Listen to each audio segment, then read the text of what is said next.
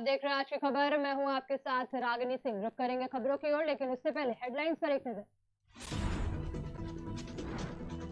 अयोध्या में जगमगाएंगे गाय के गोबर से बने 1.25 लाख दीप। पशुधन मंत्री धर्मपाल सिंह ने दी जानकारी। बाहुबली विजय मिश्रा को लगा तगड़ा झटका। 13 साल पुराने आर्म्स एक्ट मामले में मिली 3 साल की सजा। विभूति खंड गैंगरेप मामले में एक आरोपी गिरफ्तार। वारदात में इस्तेमाल किया गया ऑटो भी बरामद।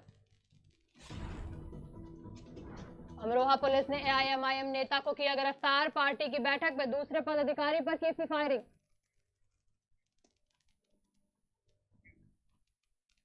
दीपावली के त्योहार को लेकर योगी सरकार भी एक्टिव हो गई है, जिसको लेकर सरकार विभिन्न योजना करती है। साथ ही सरकार गाय, गीता और गंगा अविरल और निर्मल रहे पर भी ध्यान दे रही है। इसी के तहत दीपोत्सव पर इस बार गायों के गोबर के 1,25,000 दीप भी जगमगाएंगे। इसकी अलौकिक छटा भी दिखाई देगी। इसको लेकर प्रदेश सरकार के पशुधन और दुग्ध विकास मंत्री धर्मपाल सिंह ने जानकारी दी। धर्मपाल सिंह ने कहा कि गाय विश्व की माता है। गाय के शरीर में 33 कोटि देवताओं का वास होता है। योगी आदित्यनाथ के नेतृत्व वाली सरकार गौदीप जलाकर प्रदेश की खुशहाली की कामना भी करेगी। साथ ही प्रदेश की योगी सरकार ने आमजन में अपील करते हुए कहा कि गोबर से बने दीप जलाएं। पूर्व विधायक बाहुबली विजय मिश्रा को तगड़ा झटका लगा। जानकारी के मुताबिक 13 साल पुराने आर्म्स एक्ट में भदोई एसीजेएम साधना गिरी की अदालत ने विजय मिश्रा को 3 साल की सजा सुनाई है।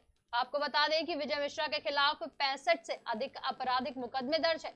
2009 में बसपा सरकार में उनके खिलाफ आर्म्स एक्ट का मुकदमा दर्ज किया गया था, जबकि सपा सरकार आने के बाद मुकदमे की सुनवाई लंबित हो गई थी।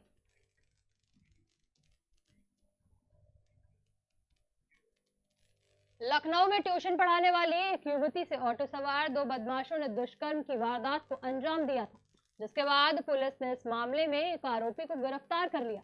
वहीं पुलिस ने हुसड़िया इलाके से एक चौकी प्रभारी को निलंबित कर ऑटो भी खोज निकाला। वहीं पुलिस उपायुक्त प्राची सिंह ने बताया कि घटना एक आरोपी आकाश तिवारी को गिरफ्तार कर लिया गया है, जबकि एक अन्य आरोपी ऑटो चालक की तलाश की जा रही है। कल 16 तारीख को विभूतिखंड थाने में एक गैंग रेप का मुकदमा दर्ज हुआ था, जिसमें दो अभियुक्तों का नाम प्रकाश में आया था। इसमें से एक अभियुक्त, जिसका नाम आकाश तिवारी, उम्र 21 वर्ष है, उसकी गिरफ्तारी कर ली गई है और उसको दाखिल किया जा रहा है और उसमें अग्रिम विधिक कार्रवाई अमल में लाई जा रही है। और बाकी जो दूसरा अभियुक्त है, उसके लिए भी टीमें लगी हुई हैं। जल्द से जल्द उसकी भी गिरफ्तारी की जाए। अमरोहा की डिडौली पुलिस ने पूर्व जिलाध्यक्ष परवेज पाशा को गिरफ्तार कर लिया। जानकारी के मुताबिक पार्टी की बैठक के दौरान गाजियाबाद महानगर अध्यक्ष पर गाजियाबाद के ही पूर्व जिलाध्यक्ष ने जानलेवा फायरिंग कर दी थी, जिससे क्षेत्र में सनसनी फैल गई थी। घटना का वीडियो सोशल मीडिया पर वायरल होने के बाद पूर्व जिलाध्यक्ष परवेज पाशा फरार हो गया था, जिसे पुलिस ने गिरफ्तार कर लिया। साथ ही इस्तेमाल की गई लाइसेंसी पिस्टल और कारतूस भी बरामद कर लिया गया। थाना डिडौली क्षेत्र के ग्राम हटौआ में दिनांक 15 को समीम प्रमुख महासचिव एआईएमआईएम के घर पर गाजियाबाद के 2 पक्षों के बीच में झगड़ा हुआ था, जिसमें वादी द्वारा स्थानीय मूल निवासी परवेज पाशा के विरुद्ध जान से मारने की नीयत से उनके लाइसेंसी असले द्वारा फायर करने के संबंध में अभियोग पंजीकृत कराया गया था। उक्त अभियोग वांछित चल रहा था। आज अभियुक्त को मैं लाइसेंसी असले व कारतूस के गिरफ्तार कर लिया गया है। उनके शस्त्र लाइसेंस के निलंबीकरण की रिपोर्ट भेजी जा रही है। अग्रिम वैधानिक कार्रवाई कराई जाएगी। हरदोई में जमीनी विवाद में पंजाब से आए युवक पर अज्ञात बाइक सवारों ने फायरिंग कर दी, जिससे युवक गंभीर रूप से घायल हो गया। जानकारी के मुताबिक बेनीगंज थाना क्षेत्र में इटियापुरवा गांव निवासी कर्मवीर सिंह, जो कि पंजाब के पटियाला जिले का रहने वाला है, वो अपने फार्म हाउस में दोस्तों के साथ आया हुआ था। आरोप है कि इस बीच बाइक पर सवार होकर 2 लोग आए और उसको गोली मार दी गई। बताया जाता है कि इसी मकान को लेकर उसका दिल्ली की एक प्रॉपर्टी से विवाद चल रहा था। फिलहाल युवक का इलाज लखनऊ में हो रहा है, जहां उसको रेफर कर दिया गया था। ये गोलीकांड का क्या मामला है? ये इटियापुरवा है, ये पिपरी का एक मजरा है। यहाँ पे करमवीर सिंह और इनके चाचा की ज़मीनें थी, जो कि इन्होंने बेच दिया था पहले, और केवल ये जो झाला बना हुआ है मकान, इसको लेके विवाद था। इस पे कब्जा नहीं छोड़ रहे थे। इसी बात को लेके कुछ लोगों ने एक मोटरसाइकिल पे, जैसे इनका कहना है कि 2 लोग आए और इनको गोली मारी, लेकिन इनके दोस्त जो बाहर से आए थे वो भी ज़मीन देखने आए थे, गुरप्रीत सिंह, उनको कंधे में लगी है और वो सुरक्षित हैं। जिन्होंने गोली मारा है उसको करणवीर सिंह पहचानते हैं, लेकिन वो अभी लेके उनको चले गए थे हॉस्पिटल। तो आएंगे तो वो तहरीर जैसा देंगे उस आधार पर अभियोग पंजीकृत करके कार्रवाई की जाएगी। अपराधियों पर पुलिस का शिकंजा लगातार कसता जा रहा है। जानकारी के मुताबिक ज्वेलर्स की दुकान में काम करने वाला दिल्ली निवासी कारीगर अनिल कुमार सोने के तार लेकर फरार हो गया था, जिसकी तलाश पुलिस लगातार कर रही थी, लेकिन आरोपी की लोकेशन बदलने के कारण वो पुलिस के हत्थे नहीं चढ़ रहा था। जिसके बाद सर्विलांस और क्राइम ब्रांच की टीम ने उसे लोनी बॉर्डर गाजियाबाद से गिरफ्तार कर लिया।